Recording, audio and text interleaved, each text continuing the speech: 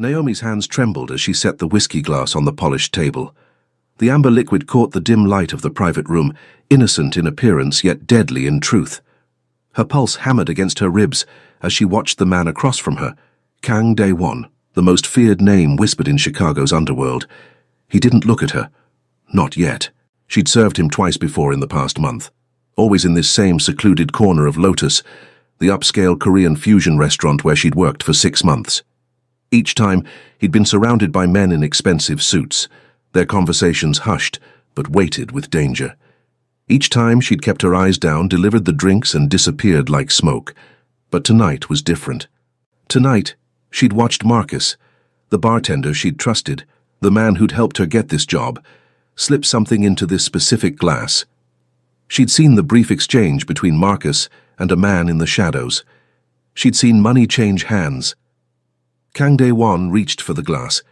Naomi's body moved before her mind caught up. She grabbed a cocktail napkin, scrawled 4 words with shaking fingers, and pressed it against his wrist as she set down the drink. His eyes lifted to hers, dark, penetrating, lethal. The note read, "Don't drink this. Leave." Dae-won's fingers closed around Naomi's wrist before she could pull away. His grip wasn't painful, but it was absolute, the hold of a man accustomed to controlling everything in his sphere. "What did you say?" His voice was low, accented with the soul he'd left 15 years ago, smooth as aged whiskey and twice as dangerous. Naomi's throat constricted. Around them, his 3 associates had gone eerily still, hands drifting toward concealed weapons. The private room, decorated in minimalist elegance with rice paper screens and dark wood, suddenly felt suffocating. Her voice cracked. She forced herself to meet his gaze, those obsidian eyes that seemed to strip away every defense. "Please, just trust me." He studied her with an intensity that made her skin prickle. She was acutely aware of everything in that moment. The way his tailored black shirt stretched across his shoulders, open at the collar to reveal the edge of an intricate dragon tattoo snaking up the left side of his neck, the expensive watch on his wrist, the thin scar bisecting his right eyebrow, the way he smelled, sandalwood and something darker, more primal. Hyun-soo. Dae-won's gaze never left Naomi's face as he addressed the man to his right. "Take this to the car. Have it tested." One of his men immediately retrieved the whiskey glass, handling it with careful precision. Naomi's knees nearly buckled with relief. "You!" Dae-won's thumb pressed against her racing pulse. "What's your name?" "Naomi. Naomi Baptiste." Her Haitian mother had named her, hoping for beauty and grace. Right now, Naomi felt neither. Naomi. The way he shaped her name with his accent sent an unwelcome shiver down her spine. "You're going to tell me everything you know, but not here."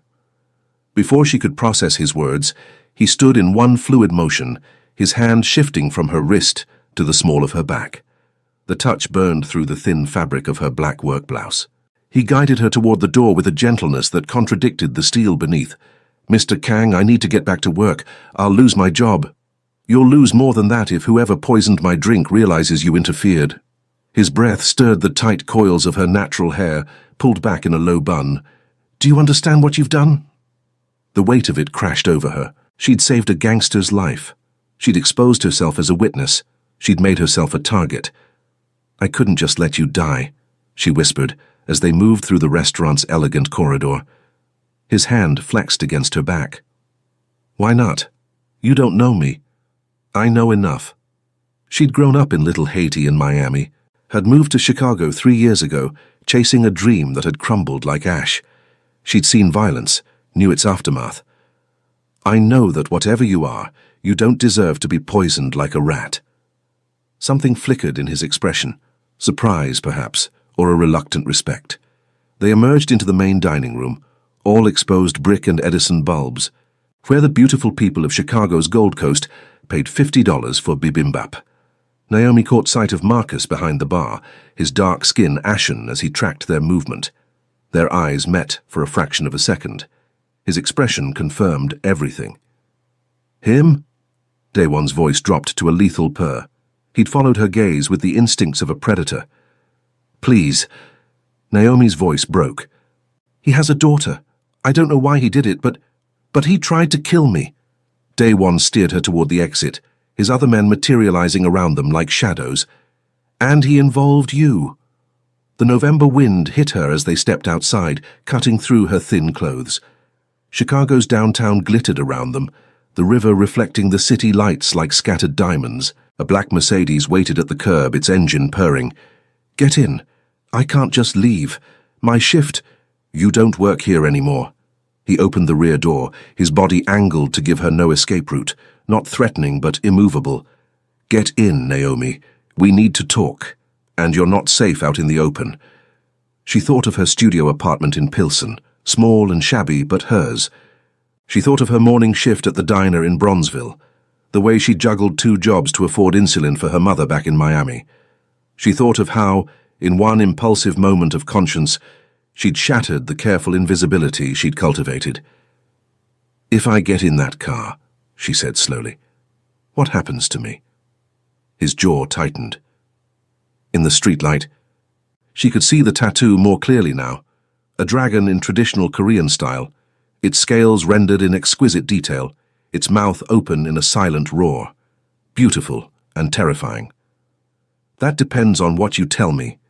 He paused, and something in his face softened by a fraction. I don't hurt innocent people, Naomi, but I need to know who wants me dead and how you're connected. I'm not connected. I just saw and get in. Not a request this time. She slid into the leather interior, her heart a wild drum.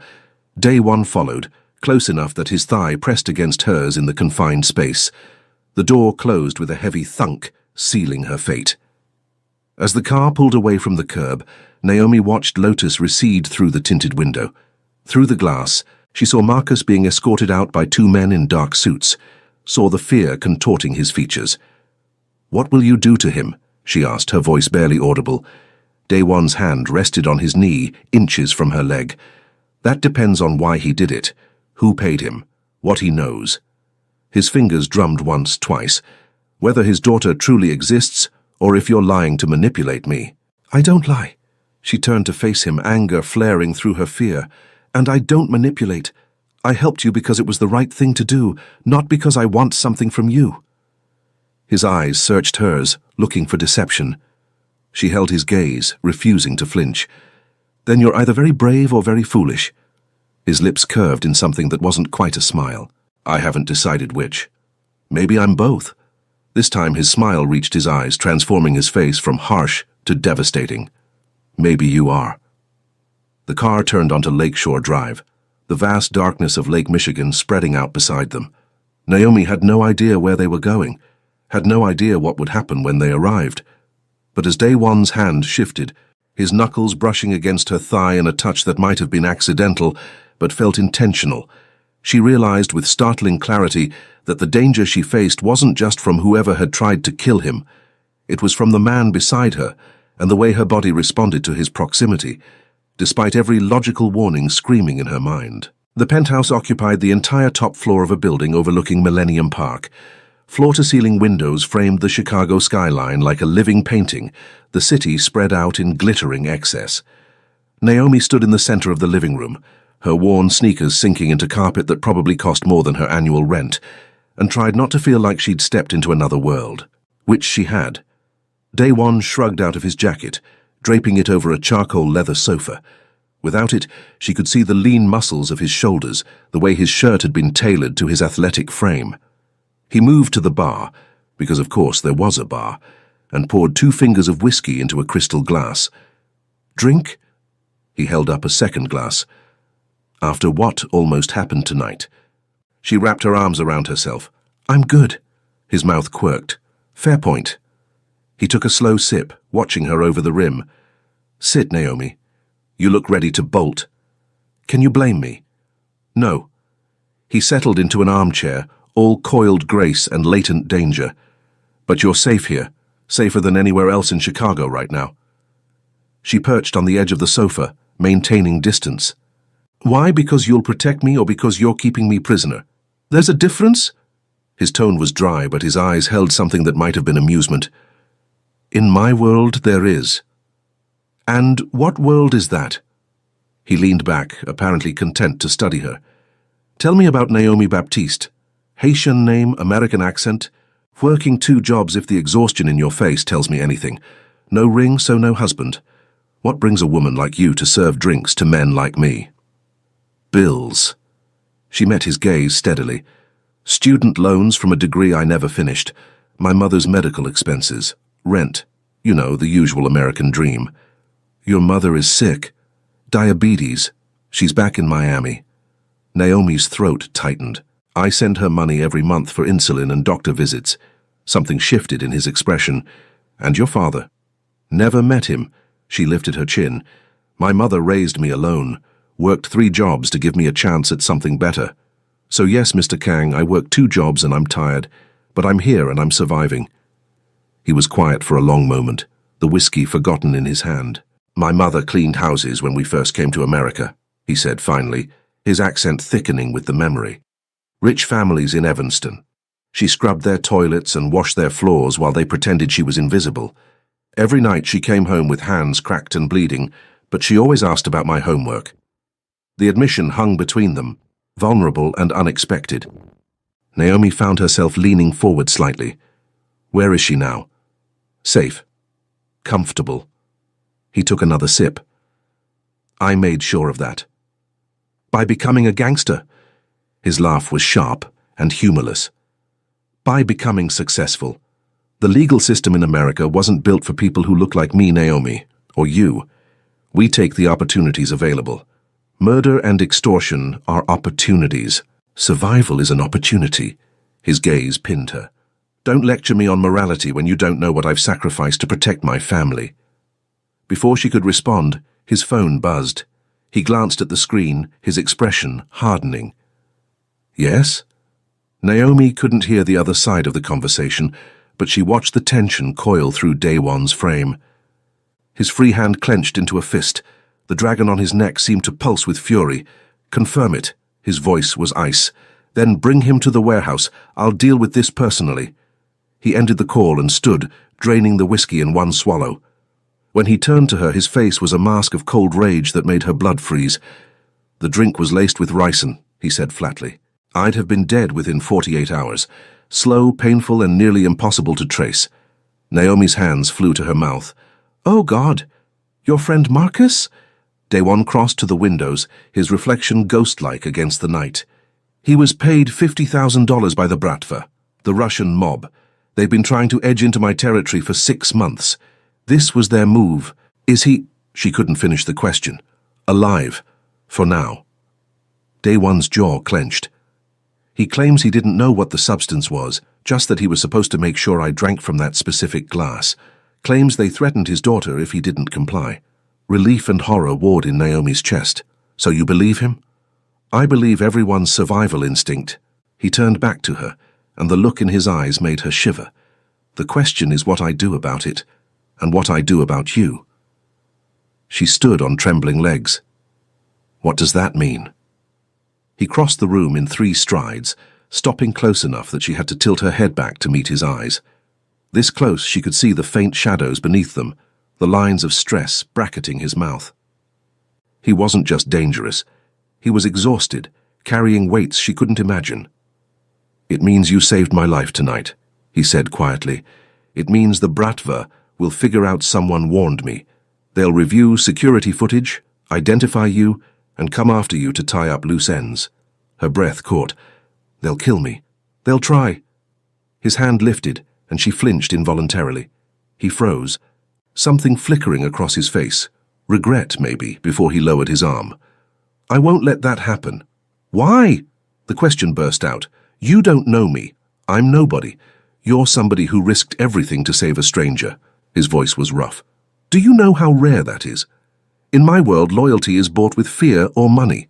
But you— His hand lifted again, slower this time, and she didn't flinch as his fingers brushed her cheek. You did it because you couldn't live with yourself otherwise. The touch was feather-light, almost reverent. Naomi's skin burned where he made contact, her body responding with a heat that terrified her. She should step back, should demand he take her home, should run from this man and his dangerous world. Instead, she stood frozen as his thumb traced the curve of her jaw. I'm putting you under my protection, Daewon said, his voice dropping to a near whisper. You'll stay here, where I can keep you safe. My men will guard you, and when this is over, when the threat is eliminated, you can go back to your life. And if I refuse, his hand fell away, then you'll be dead within a week. The brutal honesty hit like a slap. Naomi wrapped her arms around herself again, trying to ward off the chills seeping into her bones. So I'm a prisoner after all. You're protected. He stepped back, giving her space. There's a difference, even if you can't see it yet. She laughed, a broken sound. You're asking me to trust the man I just saved from assassination, to live in his home, under his control. You realize how insane that sounds? Yes. His lips curved in a smile that didn't reach his eyes. Welcome to my world, Naomi Baptiste. I promise you'll never be bored. 3 days in Daewon's penthouse felt like 3 years. Naomi paced the length of the guest bedroom, a space larger than her entire studio apartment, with its own bathroom done in Italian marble and a bed so soft she barely slept in it. The anxiety wouldn't let her rest. Every creak of the building, every distant siren sent her pulse skyrocketing.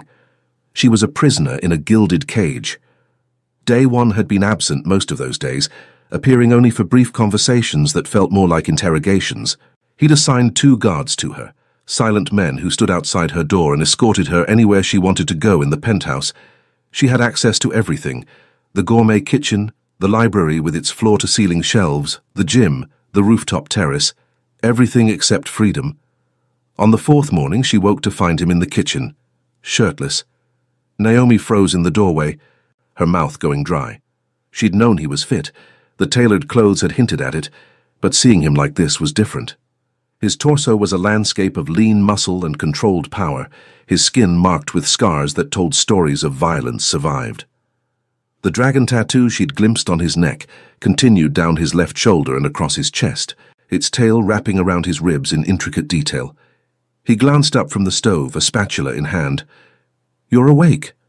She forced her eyes to his face, heat flooding her cheeks.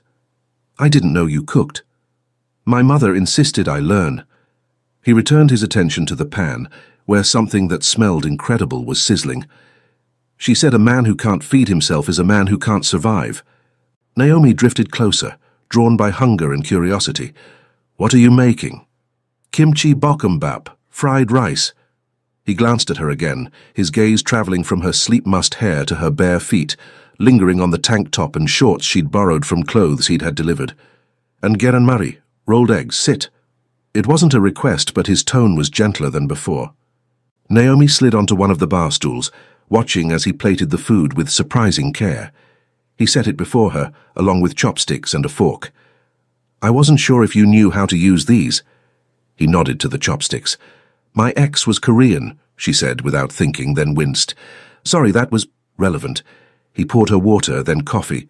"What happened?" He wanted someone more. Traditional. His family didn't approve of me.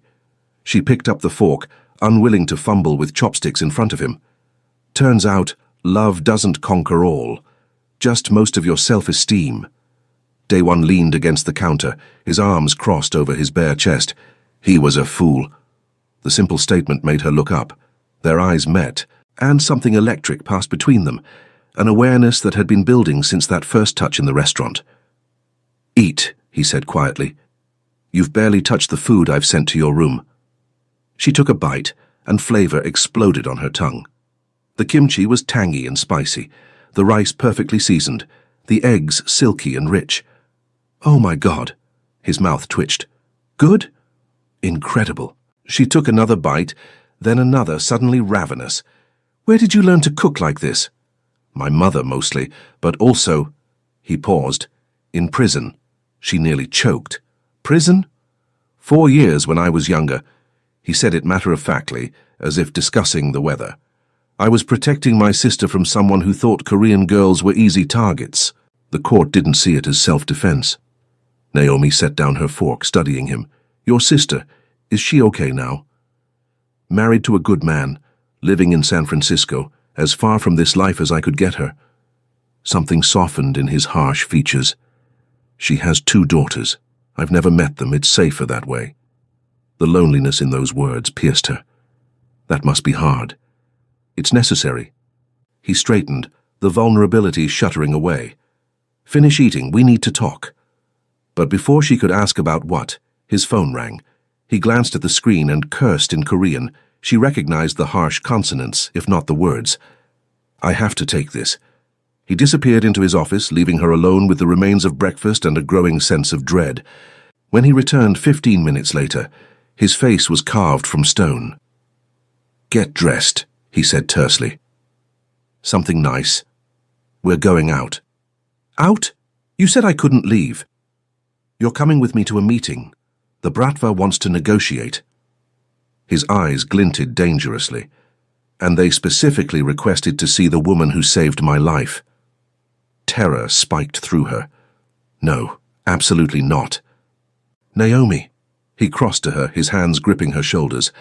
I won't let anything happen to you, but they know you exist. Denying them will only make this worse.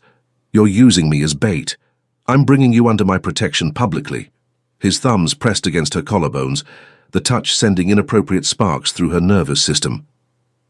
If they see you're mine, they'll know touching you means war. It's the safest move. Yours? She tried to ignore the way her body responded to his proximity. I'm not yours. I'm not anyone's. His jaw tightened. For the next few hours, you are. Play along, Naomi. Your life depends on it. 2 hours later, she stood beside Daewon in a private room at an upscale steakhouse in the Loop, wearing a black dress his people had provided that hugged every curve. His hand rested possessively on her lower back as 3 Russian men entered, their cold eyes assessing her like a piece of meat. So this is her, the one in the middle said in heavily accented English, the curious waitress. This is Naomi. Daewon's voice was silk over steel. And she's under my protection. Permanently. The Russian's smile didn't reach his eyes. We meant no harm, Kang, simply business. Attempting to poison me is business? A negotiation tactic. The man's gaze slid to Naomi. One that failed thanks to your companion. Perhaps we underestimated your appeal. Daewon's hand flexed against her back, a warning. Perhaps you underestimated me. The tension in the room was suffocating. Naomi fought to keep her expression neutral, to not show the fear coursing through her veins. But when the Russian took a step closer, Daewon moved, placing himself between her and the threat. We have a new proposition, the Russian continued. A partnership, access to our networks in exchange for your territory in Chinatown. No. Think carefully, Kang. We could make things difficult for you, and for her. The room temperature seemed to drop. Daewon's voice, when he spoke, was lethal. If you or anyone associated with you comes near her, I will burn everything you've built to the ground. Your operations, your men, your family in Moscow. Nothing will be safe. Do we understand each other? The Russian's smile faded. You'd start a war over a woman. Daewon's hand found Naomi's, lacing their fingers together. Try me. They didn't speak during the ride back. Daewon's hand remained clasped around hers, his thumb tracing absent circles on her palm that made coherent thought impossible. Naomi stared out the tinted window, watching Chicago blur past, and tried to process what had just happened. He'd threatened war, for her. Back in the penthouse, the silence stretched taut between them. Daewon poured himself a drink, his third in as many hours, and Naomi recognized the tension in his shoulders, the barely leashed violence in his movements. You shouldn't have done that, she said quietly. He drained the glass. Done what? Threatened them over me. She moved closer, her heels clicking on the hardwood. I'm not worth starting a war. He slammed the glass down hard enough to crack it. When he turned to her, his eyes blazed. Don't. Don't what? Don't tell me what you're worth. He closed the distance between them in 2 strides. You saved my life, Naomi. You risked everything for a stranger. You think I'm going to let those bastards hurt you? You barely know me. I know enough. His hands cupped her face, forcing her to meet his gaze. I know you work yourself to exhaustion for a mother who lives 800 miles away. I know you tried to protect Marcus, even after he betrayed me. I know you're terrified right now, but you're still standing here, still fighting. So don't tell me you're not worth protecting. Her breath came in short gasps. His hands on her face were gentle despite his intensity, his thumbs brushing her cheekbones with devastating tenderness. She could smell the whiskey on his breath, could feel the heat radiating from his body. "Day one—" "Say it again." His voice was rough. "What? My name? Say it again." The words stuck in her throat. But his eyes— God! His eyes were desperate and fierce and vulnerable all at once. Against every shred of common sense, she whispered, "Day one." He kissed her. It wasn't gentle. His mouth crashed against hers with weeks of tension, days of proximity, hours of denying what had been building between them. Naomi gasped, and he deepened the kiss, one hand sliding into her hair while the other wrapped around her waist, pulling her flush against him. She should push him away, should remember who he was, what he did, the danger he represented. Instead, her hands fisted in his shirt, pulling him closer. When they finally broke apart, both breathing hard, his forehead rested against hers. "Tell me to stop," he murmured. "Tell me this is a mistake." "It is a mistake," she whispered back. "You're a criminal. I'm nobody. This can't work." "Then tell me to stop." His lips brushed her jaw, her neck, the sensitive spot below her ear. "Tell me you don't feel this too." But she couldn't. Because despite everything, the danger, the impossibility, the sheer insanity of it, she did feel it. This magnetic pull, this undeniable connection that defied logic and reason. "I hate you," she breathed as his mouth found hers again. "I hate that you make me feel this way." "I know." His hands roamed her back, her sides, learning her curves. "I hate it too." They stumbled toward his bedroom, shedding clothes between desperate kisses. When he lifted her, her legs wrapped around his waist instinctively, and she felt the full evidence of his desire pressed against her. Heat pooled low in her belly, need overtaking fear. The bedroom door closed behind them, and the city light streaming through the windows cast everything in shadow and silver. Naomi woke alone. Pale sunlight filtered through the windows. She sat up, clutching the sheet to her chest, and found a note on the pillow beside her. Had to handle something. "Stay here. You're safe." DW reality crashed back with brutal force. She'd slept with a gangster. Not just slept with, she'd let him consume her, had given herself to him completely in ways she'd never experienced before. Even now, her body ached in places that reminded her of his possession, of how thoroughly he'd claimed her. What had she done? She showered quickly, trying to wash away the guilt and confusion. But as she stood under the scalding water, images from the night before flooded back. His hands on her skin, his mouth everywhere, the way he'd whispered her name like a prayer in Korean and English both. The way he'd held her afterward, his fingers tracing patterns on her spine, while he murmured words she didn't understand but felt in her soul. She dressed in the clothes from yesterday and ventured out.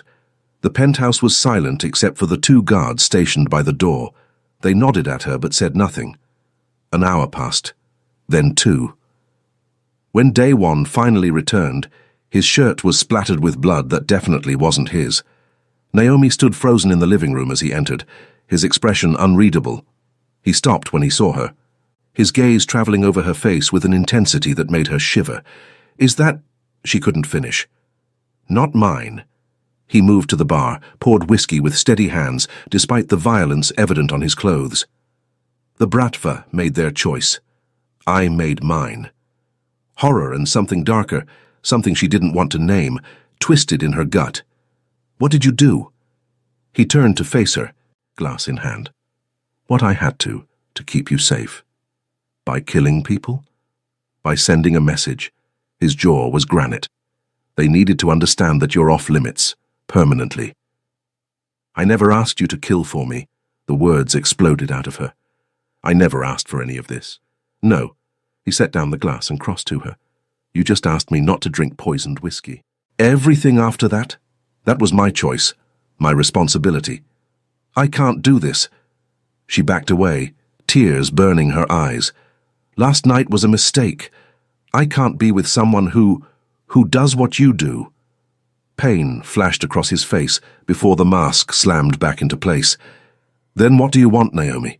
To go back to your life and pretend none of this happened? To work yourself to death serving people who don't see you? To send every penny to Miami while you eat ramen for dinner? That's my life," she shouted. "My choice, not yours. And what about when the Bratva comes for you anyway?" His voice rose to match hers. What about when they decide that killing you is worth the risk? Who's going to protect you then? I've been protecting myself my whole life. And look where it got you, working 2 jobs, exhausted, alone, one crisis away from losing everything. He grabbed her shoulders. I can give you more than that. Security, safety, everything you need. She jerked away from his touch. I don't want to be kept. I don't want to be another thing you own. The words hit him like a physical blow. He stepped back, his hands dropping to his sides. Is that what you think, that I see you as property? Don't you? Tears spilled over. You said it yourself, I'm yours. You made that clear to the Russians. What am I supposed to think? Silence stretched between them, heavy and suffocating. You're right, he said finally, his voice hollow. I'm not good for you. I never was. When the threat is eliminated, you can go back to your life. I'll make sure you're compensated for your trouble. Compensated. The word tasted like ash. For what? Saving your life? Or sleeping with you? His eyes flashed. For having your world turned upside down because you were in the wrong place at the wrong time. And last night was a mistake. His face could have been carved from stone. Like you said, it was what she wanted. Distance, clarity, an end to this impossible situation. So why did it feel like her heart was being ripped out? Fine, she whispered. When can I leave? Soon. He turned away, his shoulders rigid. I'll let you know. She fled to her room and didn't come out for the rest of the day. 2 weeks passed in careful avoidance. Daewon was rarely home, and when he was, they circled each other like wounded animals. Naomi spent her days reading, learning Korean from the apps he'd had installed on a phone he gave her, and trying not to think about the night that had ruined everything. She also couldn't help noticing the small kindnesses that continued despite their fight. Groceries appearing in the kitchen with her favorite foods, including ingredients for Haitian dishes her mother used to make. Books about art history stacked on her nightstand. She'd mentioned once in passing that she'd been studying art before she dropped out. A note with contact information for a specialist in Miami who treated diabetic patients, along with a message that her mother's next 6 months of care were covered. He'd remembered everything she'd told him, and he was taking care of her mother without asking permission. She should have been angry. Instead, she cried. On the 15th day, everything changed. Naomi was on the rooftop terrace wrapped in a blanket against the December cold when one of the guards burst through the door. Miss Baptiste, we need to get you inside, now. What's wrong? The Bratva. They know about your mother. Her blood turned to ice. What? They've tracked her location in Miami. They're moving against her tonight. The guard's face was grim. Mr. Kang is already en route to intercept them. He wants you secured. Naomi's legs gave out. Her mother. Those monsters were going after her mother. I need to go to her. No. Daewon's voice cut through her panic. He stood in the doorway, already dressed for violence in all black, a gun visible at his hip. You stay here where it's safe. That's my mother. She stumbled toward him. I won't sit here while she's in danger. And I won't lose you trying to protect her. His hands caught her arms, steadying her. I have people in Miami, good people. They'll get to her first. You can't promise that. No. His jaw was tight. But I can promise that if you come with me, you'll be a liability, a distraction, and that might cost your mother her life. The brutal honesty stopped her cold. He was right. She knew it. But every instinct screamed at her to go, to be there, to do something. Trust me, Daewon said quietly, his hands sliding up to cup her face. Please, Naomi. Just this once. Trust me to fix this. She looked into his eyes and saw the truth there. He was terrified too. Not for himself, but for her, for the thought of failing her. Bring her back safe, she whispered. Please. He pressed his forehead to hers briefly. I will. I swear it. Then he was gone, taking half his men with him. The guards doubled around the penthouse, and Naomi waited, each minute an eternity, as the man she'd pushed away risked everything to save the person she loved most. 5 hours later, her phone rang. Daewon's voice, rough with exhaustion. She's safe. We got there first. The Bratva team is handled. Naomi collapsed onto the sofa, sobs of relief shaking her frame. Is she hurt? Scared but unharmed. I'm having her brought to Chicago. She'll stay in a secure facility until this is over. He paused. She wants to talk to you. Baby? Her mother's voice, frail and confused, came through. "What's happening? These men, they said you were in trouble." Man, I'm okay, I promise. Just trust these people. They're keeping you safe." Naomi's voice broke. "I'm so sorry, this is my fault." "Nothing is your fault," Daewon's voice interjected, having taken the phone back. "I'll have her call you tomorrow when she's settled. Right now she needs rest." "Daewon." His name was a prayer. "Thank you." Silence stretched between them. Then, "I'm staying in Miami tonight to clean up. I'll be back tomorrow." The line went dead. He returned 36 hours later, not 24. Naomi heard the door open at 3 in the morning and found him in the living room, staring out at the city. He looked like hell, exhausted, bruised, wearing the weight of whatever he'd done in Miami like a shroud. "You came back," she said quietly from the doorway. He turned, surprise flickering across his face. "I said I would." "I know, but I also said terrible things to you, pushed you away." She moved closer, her heart pounding. "You still saved my mother." "Of course I did." His voice was rough. "I told you I'd protect you. That includes the people you love." "Why?" She stopped in front of him. "After everything I said." "Because I'm in love with you." The words were raw, unguarded. "I've been in love with you since you pressed that note into my hand and risked everything to save a stranger. And it terrifies me, Naomi, because loving someone in my world means giving your enemies a target. It means constantly fearing that my choices will cost you everything." Her breath caught. "Daewon, let me finish." His hands clenched at his sides, like he was physically restraining himself from touching her. "I know what I am. I know what I do. I can't promise you a normal life or safety or any of the things you deserve.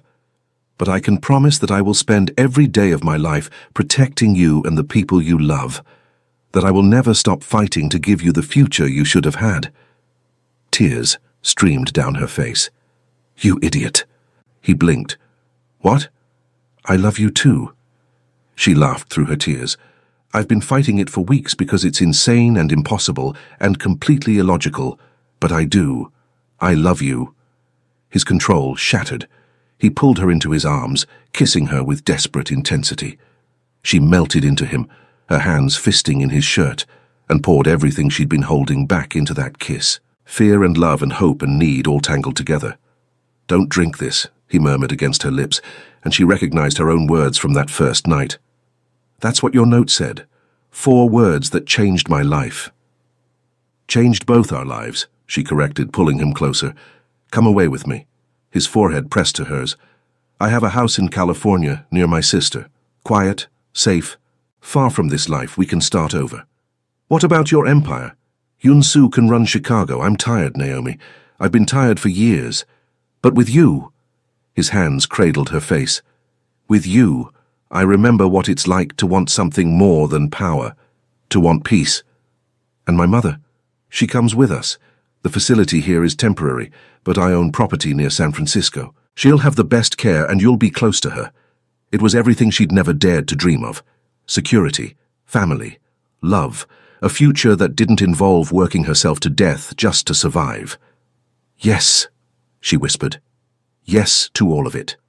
His smile transformed his face, making him look younger, lighter. "You're sure? Because once I have you, Naomi Baptiste, I'm never letting go." She traced the dragon on his neck, that beautiful symbol of strength and rebirth. "I'm counting on it." 6 months later, Naomi stood on the deck of a beach house overlooking the Pacific, the California sun warm on her skin. Inside, her mother laughed at something Daewon said while they prepared dinner together. He was teaching her to make bulgogi. She was teaching him to make griot. The fusion of their cultures, their worlds, their lives. The Bratva threat had ended with negotiations Naomi wasn't privy to, though she suspected they involved significant bloodshed and power transfers. Daewon had stepped back from daily operations in Chicago, visiting only when necessary. Here in this quiet coastal town, he was simply a man who loved to cook, who took her mother to doctor appointments, who woke Naomi each morning with coffee and kisses. She'd enrolled in online art history courses, picking up the dream she'd abandoned. He'd started consulting for a tech company, legitimate business with his criminal network, providing security services that skirted the edge of legal but never crossed it. They were building something real, something lasting. "You're thinking too hard," Daewon said, coming up behind her and wrapping his arms around her waist. "I can hear it from inside." She leaned back against his chest. Just remembering that night at Lotus, how one choice changed everything. "Don't drink this," he murmured, kissing her neck. "4 words that saved my life. And bound us together," she added, turning in his arms to face him. "No regrets?" His eyes searched hers, still carrying traces of that old vulnerability. She thought of her studio apartment in Pilsen, the exhaustion, the constant fear of not having enough, then looked at the life they'd built. Her mother healthy and happy, a future full of possibilities, and this man who'd walked through fire for her. "Not a single one," she said, pulling him down for a kiss. Behind them the Pacific rolled eternal, and their future stretched bright and endless as the horizon.